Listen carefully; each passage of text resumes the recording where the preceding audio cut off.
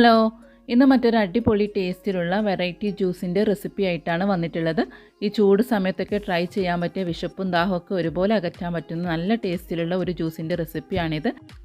അവലുണ്ടെങ്കിൽ നമുക്ക് പെട്ടെന്ന് വളരെ എളുപ്പത്തിൽ തയ്യാറാക്കാൻ പറ്റിയ നല്ല ടേസ്റ്റി ആയിട്ടുള്ള ഒരു ജ്യൂസിൻ്റെ റെസിപ്പിയാണിത്.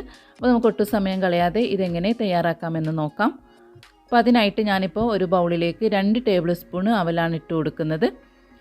ഇനി അവലൊന്ന് നന്നായിട്ടൊന്ന് കുതിർത്തെടുക്കണം. അപ്പോൾ അതിനായിട്ട് ഇതിലേക്ക് ആവശ്യത്തിനുള്ള വെള്ളം ഒഴിച്ചു കൊടുക്കാം. ഒരു 5 മിനിറ്റ് ഒന്ന് സോക്ക് ചെയ്തെടുത്താൽ മതി. ഇനിയിപ്പോൾ ഇത് ചെയ്യുന്നതിന് പകരമായിട്ട് അവലൊന്ന് പൊടിച്ചെടുത്താലും മതി. വെറുതെ അങ്ങ് പൊടിച്ചെടുക്കാം. അതല്ലെങ്കിൽ അവൽ ചെറുതായിട്ടൊന്ന് റോസ്റ്റ് ചെയ്തെടുത്തിട്ട് പൊടിച്ചെടുക്കുകയാണെങ്കിൽ പെട്ടെന്ന് നല്ല ഫൈനായിട്ടുള്ള പൊടിയായിട്ട് തന്നെ കിട്ടും. ഇപ്പോൾ അവലൊക്കെ നന്നായിട്ട് കുതിർന്ന് വന്നിട്ടുണ്ട്. ഒരു 5 മിനിറ്റ് ഞാനിപ്പോൾ ഇത് സോക്ക് ചെയ്തെടുത്തിട്ടുള്ളൂ. ഇനി നമുക്ക് ജ്യൂസ് എങ്ങനെ തയ്യാറാക്കാമെന്ന് നോക്കാം. അപ്പോൾ അതിനായിട്ടൊരു മിക്സിയുടെ ജാർ എടുത്തിട്ടുണ്ട്. അതിലേക്ക് ഈ സോക്ക് ചെയ്ത് വെച്ച അവലിട്ട് കൊടുക്കാം.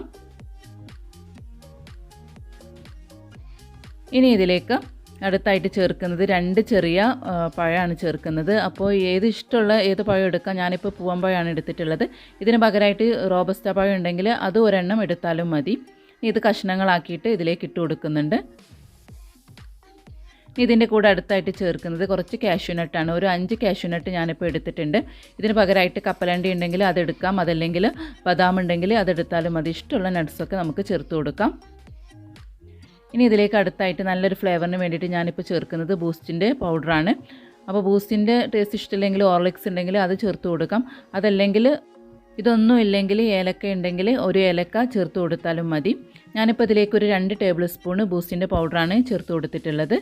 ഇതിലേക്ക് ആവശ്യത്തിനുള്ള പഞ്ചസാര ചേർക്കാം. അപ്പോൾ ഞാനിപ്പോൾ ഇവിടെ പഞ്ചസാരയുടെ അളവ് പറയുന്നില്ല. എപ്പോഴും പറയുന്ന പോലെ നമ്മുടെ ഇഷ്ടത്തിനനുസരിച്ചിട്ട് കൂട്ടിയോ കുറച്ചോ ഒക്കെ എടുക്കാം.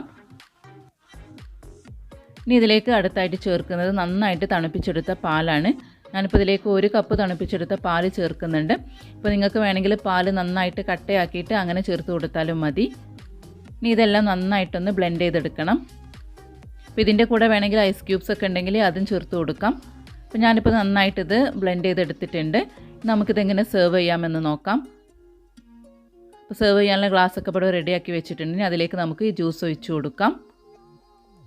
ഇനിയിപ്പോൾ ഇത് ഗാർണിഷ് ചെയ്യണമെങ്കിൽ നമുക്ക് ഇഷ്ടമുള്ള രീതിയിലൊക്കെ ഗാർണിഷ് ചെയ്തെടുക്കാം. നട്ട്സൊക്കെ ഉണ്ടെങ്കിൽ അതൊക്കെ ഈ ജ്യൂസിൻ്റെ കൂടെ ഇട്ട് കൊടുത്തിട്ട് അങ്ങനെയൊക്കെ മിക്സ് ചെയ്തിട്ട് വേണമെങ്കിലും ഇത് സെർവ് ചെയ്യാവുന്നതാണ്. അപ്പോൾ ഞാനിതിൻ്റെ മുകളിലായിട്ട് കുറച്ച് ബൂസ്റ്റിൻ്റെ പൗഡറിനെ വെച്ചിട്ടാണ് ഇതൊന്ന് ഗാർണിഷ് ചെയ്തെടുക്കുന്നത്. ഇതിൻ്റെ മുകളിലായിട്ട് കുറച്ച് നട്ട്സൊക്കെ വേണമെങ്കിൽ വെച്ച് കൊടുക്കാം. ഇതൊക്കെ നമ്മുടെ ഇഷ്ടത്തിനനുസരിച്ചിട്ട് ചെയ്യാവുന്നതേ ഉള്ളൂ. നല്ല ടേസ്റ്റി ആയിട്ടുള്ളൊരു ജ്യൂസിൻ്റെ റെസിപ്പിയാണിത്. അപ്പോൾ എല്ലാവരും ഒന്ന് ട്രൈ ചെയ്ത് നോക്കി നിങ്ങളുടെ ഫീഡ്ബാക്ക്സ് അറിയിക്കണം. അപ്പോൾ ഈ ചൂട് സമയത്തൊക്കെ നമുക്ക് നല്ലൊരു ആശ്വാസമാണ് ഈ ജ്യൂസ് കുടിക്കുന്നത്. അപ്പോൾ എല്ലാവർക്കും ഇത് ഇഷ്ടമായി എന്ന് വിശ്വസിക്കുന്നു. അപ്പോൾ നമ്മുടെ ചാനൽ സബ്സ്ക്രൈബ് ചെയ്യാനും ലൈക്ക് ചെയ്യാനും ഷെയർ ചെയ്യാനും ഒന്നും മറക്കരുത്.